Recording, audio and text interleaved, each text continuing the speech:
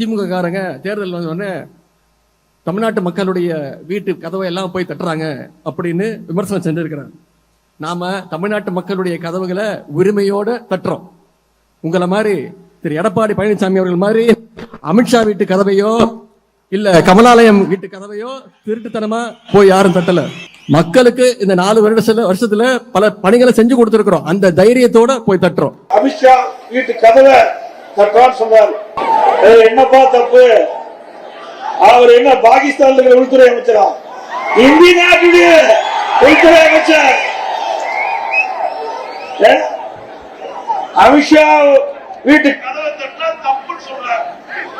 அப்புறம் நீ யார் கதவை தட்டி பிரதமருக்கு அழைச்ச?